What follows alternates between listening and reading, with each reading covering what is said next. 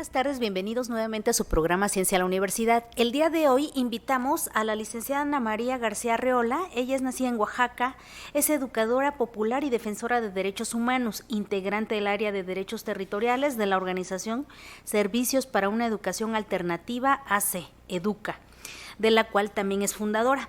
Actualmente coordina el proyecto Los Derechos Territoriales en Oaxaca, una experiencia de formación política e intercambio de ideas.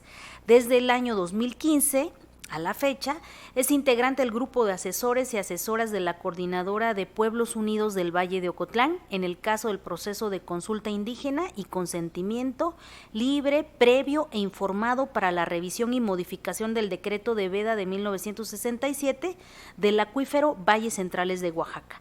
A partir del año 2018 es integrante del equipo coordinador de la Escuela Mesoamericana y movimiento de la Red Alforja, Red Mesoamericana de Educación Popular.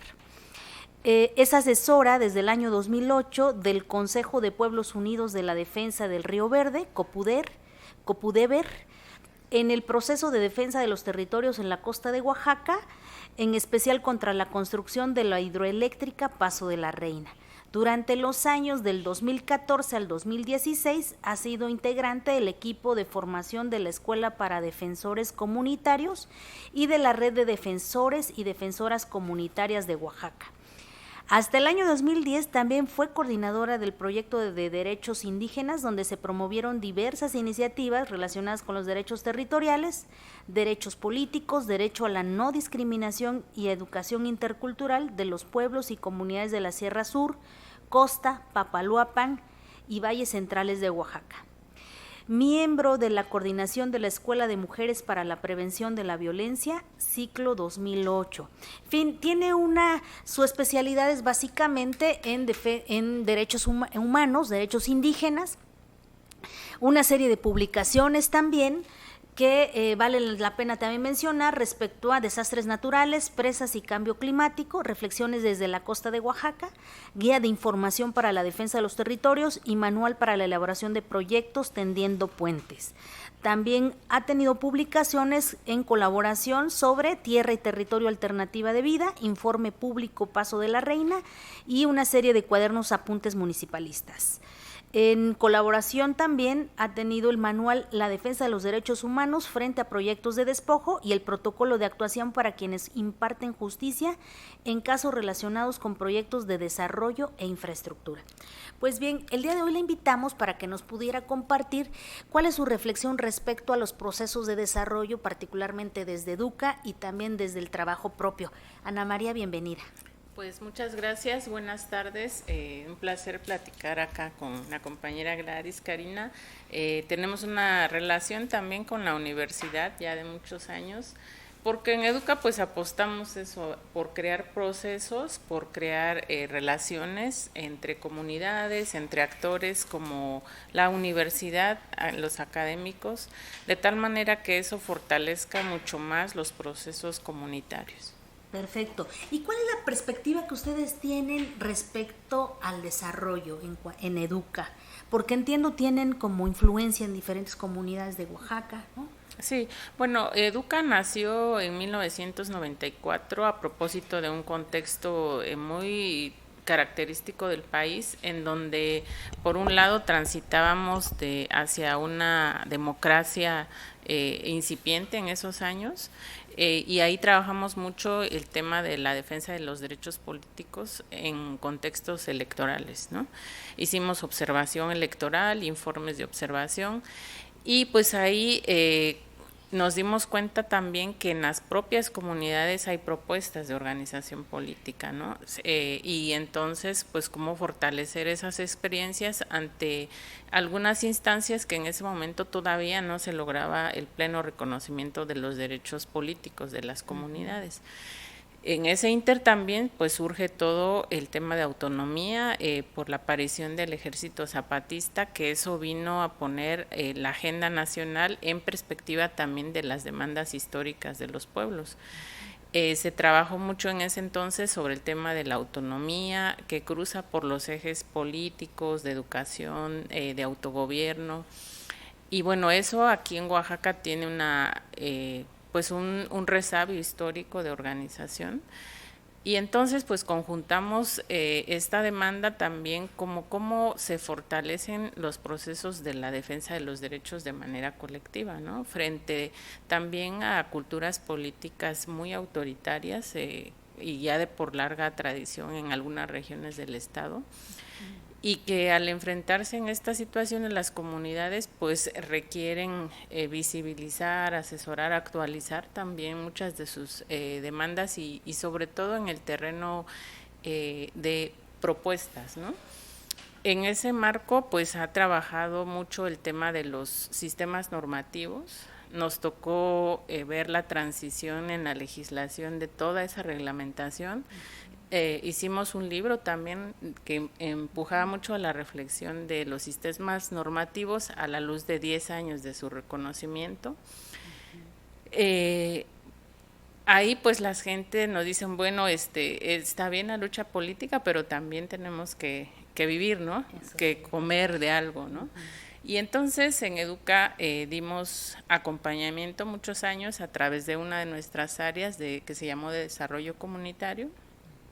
Acompañamos la creación de varias cooperativas, que fue, digamos, el modelo que impulsamos, cooperativas de mujeres, por ejemplo, que hacían ropa, costura, cooperativas de producción de maíz, de frijol, y también algunas cooperativas que comercializaban algunos productos de sus comunidades. Entonces así se tejió una red de comunidades que favorecían el intercambio, pero que también fueron repensando un poco hacia dónde transitar en su comunidad, cómo querían esta palabra que hoy estamos pues debatiendo en muchos sentidos, que es el tema del desarrollo.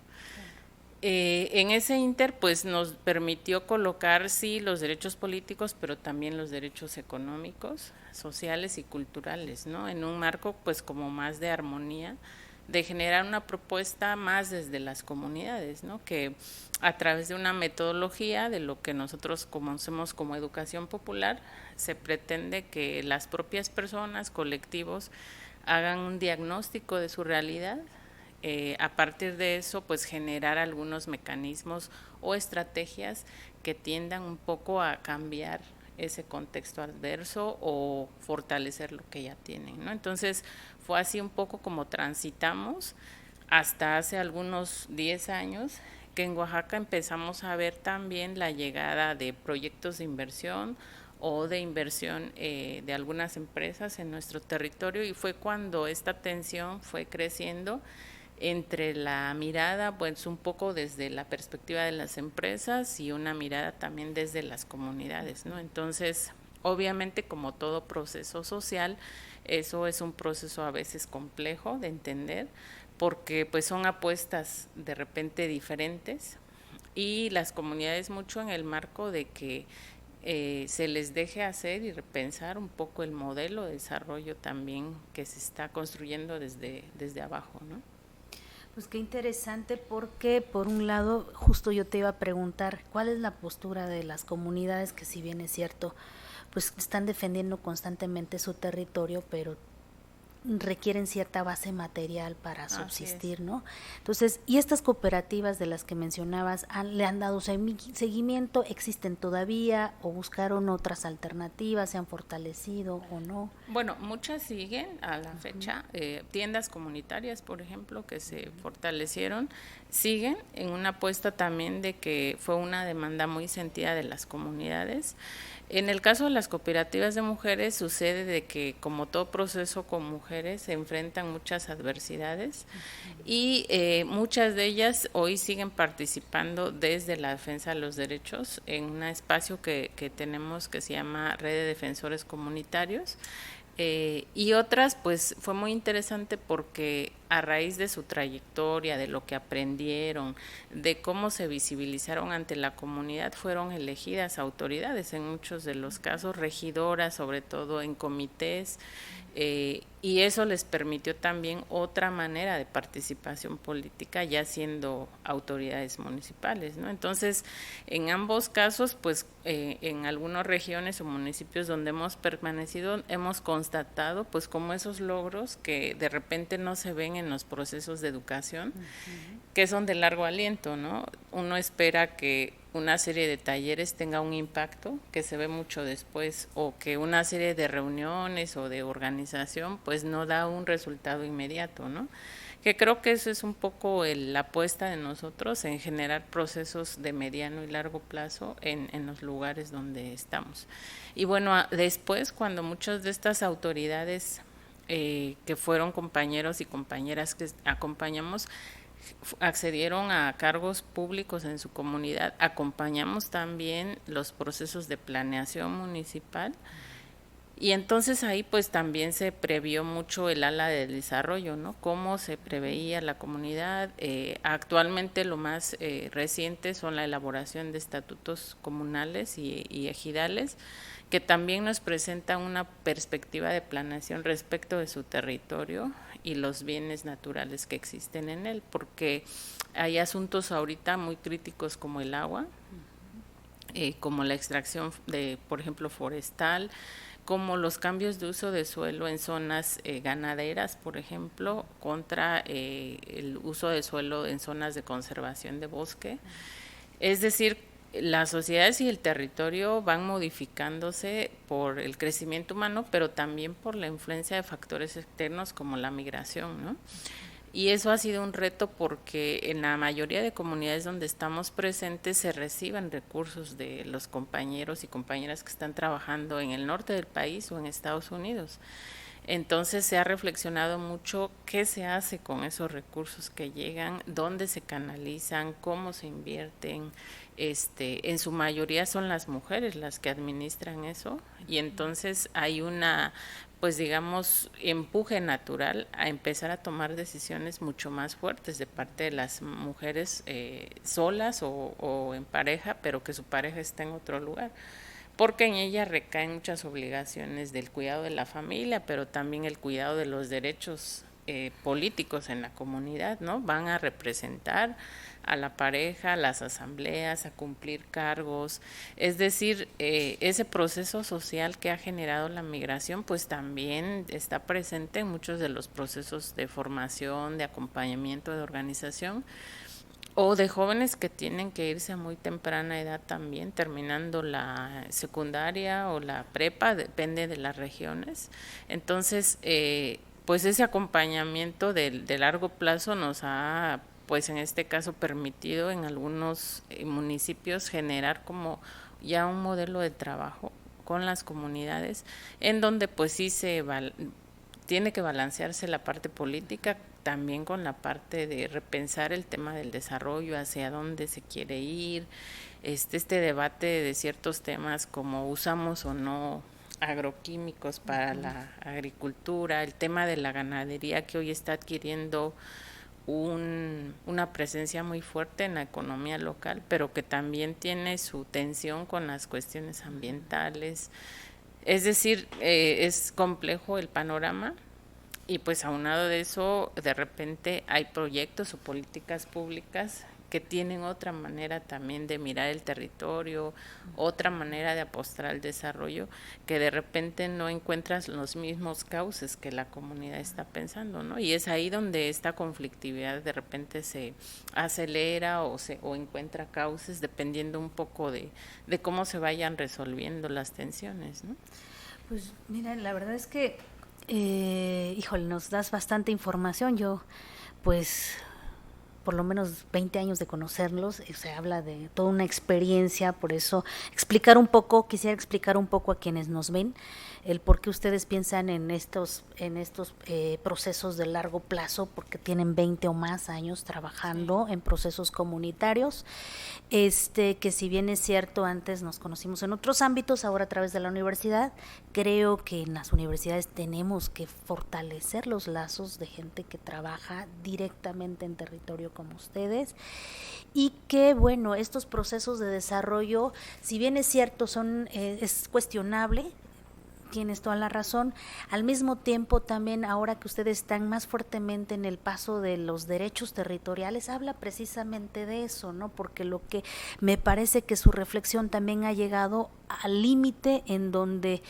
se cuestionan y de qué van a vivir, porque la defensa de los derechos territoriales, como ustedes lo han acompañado, me parece que va hacia allá, ¿no? No es solamente el pensarse como cultura, el pensarse como etnia, el pensarse dentro de su pueblo, sino el pensarse por derecho, mantenerse ahí con los recursos con los que cuentan. Entonces, digamos que ya ven esa manera compleja. Ahora, por otra parte, cuando tú hablabas de las mujeres, el cómo han ido teniendo mayor protagonismo, podríamos ponerlo así, ¿cuáles son los retos que tú ves ahí? Porque por otro lado también pudiera representar, si bien se han fortalecido, han adquirido mayor protagonismo, ya no solamente en términos públicos, sino al interior de sus propias comunidades.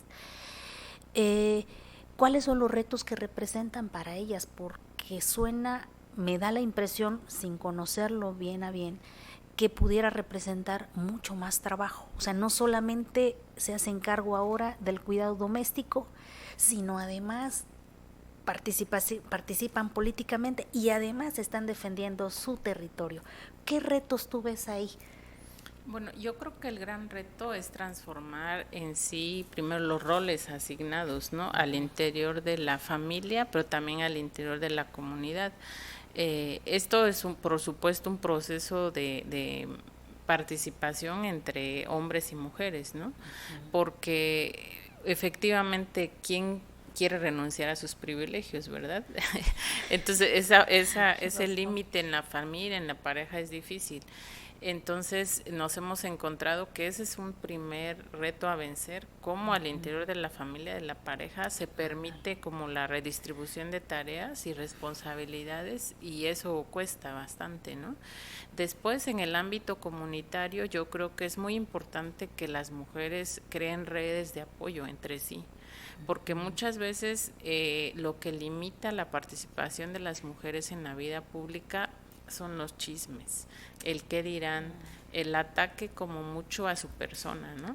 Oye, pues, ¿por qué sales tanto de tu comunidad? ¿A dónde te vas? ¿Con quién te vas? ¿A qué hora regresas? Pues vas a muchas reuniones, ¿tú vas sola o no? Como que se genera un ambiente poco propicio para que las mujeres puedan desempeñarse ahí. Entonces yo creo que ahí es muy importante que si una mujer, una compañera tiene un servicio en su comunidad o en un comité o en la organización, sea acompañada por una red de apoyo importante, ¿no? Sí, de compañeras, pero también de compañeros que dignifiquen también este cargo como mujer, ¿no? Es decir, que se les dé su respeto tanto en el ayuntamiento, como en el comisariado, como en la agencia, como en los comités, porque si nos damos cuenta, en los comités, por ejemplo, de salud o de padres o madres de familia en las comunidades, son la mayoría mujeres, pero inclusive hasta en el vocabulario a veces no se les reconoce a ellas, ¿no? O lo que recién enfrentamos, se van los esposos o la pareja, y cómo queda el reconocimiento, por ejemplo, de los derechos que vienen reconocidos en términos agrarios. Cómo se le designa los sucesores de esos derechos agrarios, el tema de la posesión de los solares para las casas, de las parcelas para los cultivos, es decir, todo eso media en relaciones sí familiares, pero también en un contexto económico, ¿no? Porque muchas de las veces las señoras, como bien dices, hacen hasta 3 jornadas de trabajo, ¿no? Entonces sí tiene que reconocerse como ese esfuerzo, y definitivamente como hacer mucho trabajo de formación con las jóvenes, ¿no? Y con los jóvenes, que me parece a mí que ese es un factor de cambio importante. Ha habido un avance importante ahora en las comunidades en que ya la mayoría de personas saben y leer y escribir, que eso es una diferencia que a veces no se percibe de hace 25 o 30 años, que mucha gente no tenía la oportunidad de leer y escribir un documento, y que en base a eso fueron despojados de muchas cosas en las comunidades, pero que hoy estos jóvenes que tienen mucho más herramientas, o que al menos han terminado la secundaria o la prepa, o que en algunos casos han logrado estudiar, también cómo se incorpora esta visión de la distribución de responsabilidades al interior de la familia y de la comunidad. Como digo, no es fácil, porque de repente también se siente que es una imposición de fuera, ¿no? Sobre todo en este tema de los usos y costumbres. y que poco se dimensiona que hay que hacer una deconstrucción social también de lo que se ha venido haciendo como hombres y mujeres. Entonces, un poco esa es la apuesta. Por supuesto, no es un proceso fácil, requiere también mucho acompañamiento, mucha capacitación en términos de a qué tienen derecho las mujeres, los hombres, en un contexto también más amplio, ¿no? Y sin duda alguna la capacidad que tienen las mujeres de generar sus propios recursos, ¿no? Que eso ha ayudado también en muchos casos a tener mucho mayor independencia en la toma de decisiones. Y contrario a lo que se puede pensar, el generar y posibilitar la participación de las mujeres, en nuestros casos hemos visto que eso ayuda a cohesionar a la comunidad. Contrario a lo que se piensa de que puede entonces generar una división entre hombres y mujeres, nosotros hemos visto que si se permite, si se valora, si se reconoce la participación de las mujeres, se favorecen relaciones también al interior de mucho más colaboración en la comunidad, ¿no? Y eso es un poco a lo que nosotros apostamos, porque nosotros no trabajamos solo con mujeres, sino con comunidades, ¿no? Y ahí pues por supuesto están hombres, mujeres, jóvenes, niños, niñas, y entonces ese entramado también comunitario pues tiene que generar estos cambios que permitan disminuir las acciones de discriminación y de violencia contra las mujeres, pero también con otros sectores, pues, por ejemplo, ahora la gente mayor, ¿no? Que también ahora con este cambio de generación ya lo estamos viendo en las comunidades, o de que la familia se va a Estados Unidos y se quedan los señores. Entonces sí, como entender estos factores externos, cómo influyen en el desarrollo, ¿no? De repente sí pareciera que tenemos un solo modelo de desarrollo basado, por ejemplo, en la inversión económica, pero nosotros creemos que además de eso sí se tienen que generar como condiciones más equitativas de cómo acceden a la tierra, a los medios de producción, tanto hombres como mujeres, ¿no? Y yo creo que es muy posible que a nivel comunitario sea más fácil como generar estas propuestas, porque son históricamente tenemos, yo creo, un regalo muy importante en la cultura comunitaria en Oaxaca, ¿no? Lo que no vemos en otras partes del país. Aquí con cualquier pretexto nos organizamos, ¿no? Ya sea una fiesta o un funeral o cuestiones más trascendentes, y que de repente ese baluarte hay que, yo creo que retomarlo más en una concepción de modelo, ¿no? Es decir, sí queremos mejorar la vida, eso yo creo que no nos llegamos, pero es cómo, ¿no? Cómo nos toman en cuenta, cómo también somos beneficiarios de los beneficios económicos que generan, por ejemplo, las empresas, ¿no? Porque la comunidad y el territorio finalmente reciben los impactos de cualquier actividad económica, ¿no? Ya sea para bien o para no tan bien. Entonces, para quienes viven ahí, también cómo se ven beneficiados de estos impactos económicos, ya sea de empresas o de proyectos de gobierno que pueden llegar a los territorios, ¿no? Pues mira, la verdad es que yo misma incluso no había visto como esta otra mirada que ustedes tienen de la participación política en contextos muy concretos de carácter indígena, ¿no? Yo te iba a preguntar dos cosas. Uno, saber en qué municipios exactamente están trabajando o en qué regiones.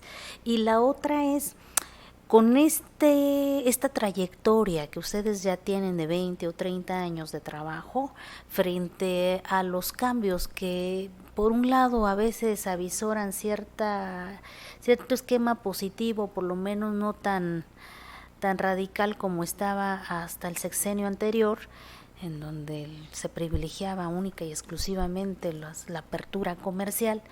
Frente a eso, si ven ustedes desde estas reflexiones, desde las comunidades que conocen, algún cambio o alguna posibilidad de cambio en donde se le dé más voz a estos actores con quien ustedes se interactúan. Sí, yo creo que estamos en un momento también, yo creo histórico, por lo que implicó este cambio de gobierno federal, en donde se está como repensando inclusive el propio modelo de país, ¿no? Hay una intención también como de motivar mucho la inversión para que eso genere empleos y riqueza a nivel local. yo creo, siento muy importante este cambio de una política de volver a centralizar cosas que antes estaban descentralizadas, y que yo creo que ahí un poco a quienes va más a impactar es, por ejemplo, a los municipios, ¿no? En el manejo de fondos federales, fondos públicos, y sin duda alguna en términos de planeación. Yo creo que este esquema de planeación que se está viendo es un modelo muy centralizador, que poca oportunidad le deja a las regiones o a las localidades decidir un poco más su planeación, ¿no? Yo creo que hay cambios, sin duda alguna. El asunto es cómo y desde dónde, ¿no? Yo creo que en algunos casos, por ejemplo, en el tema de salud, se prevén avances, y eso creo que está viéndose como un reto, pero también como algo que de verdad, el hecho que se diga que todo el mundo va a tener acceso a salud es una cuestión muy importante, lo que no escuchábamos hace muchos años, ¿no?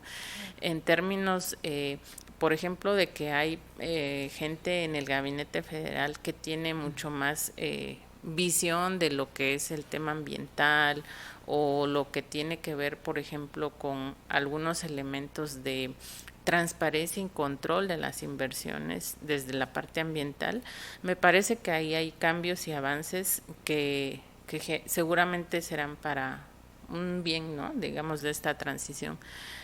Hay otras cuestiones que sí están preocupando, pues como son estas grandes inversiones planteadas con el Tren Maya, o por ejemplo con todo el tema de la inversión minera, o con el propio proyecto transísmico aquí en Oaxaca, ¿no? Que esto, pues digamos, no es nuevo, viene de un modelo geopolítico estratégico en la región, pues inclusive desde cuando era Mesoamérica, ¿no? O sea, este es un territorio en disputa, que la correlación de fuerzas, digamos, a veces ha favorecido a las comunidades, otras no. Y yo creo que ese es el momento de cambio que va a marcarse. ¿Cómo se va a hacer esto? Ya ha sido debatido mucho cómo se consultaron estos proyectos. Ha habido mucha falta de información, yo creo, de tener claro qué va a implicar, qué va a hacerse, cómo van a ser copartícipes las comunidades. Y eso se presta de repente a que no, esta falta de claridad no permita un diálogo mucho más abierto, ¿no? Y horizontal. Yo creo que eso puede ser un buen mecanismo si se quiere de verdad cambiar mucho de cómo se hacen las cosas de política pública en el país, ¿no? Mucho mayor conocimiento de la región, dar oportunidad al diálogo en realidad, pero con información.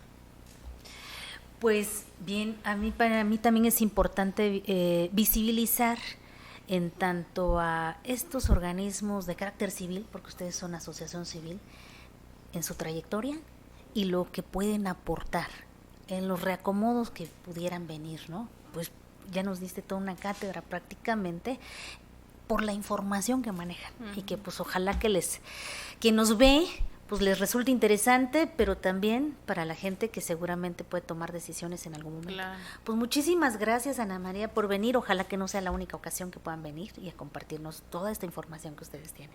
Pues muchas gracias. Pues gracias, que tengan buen día.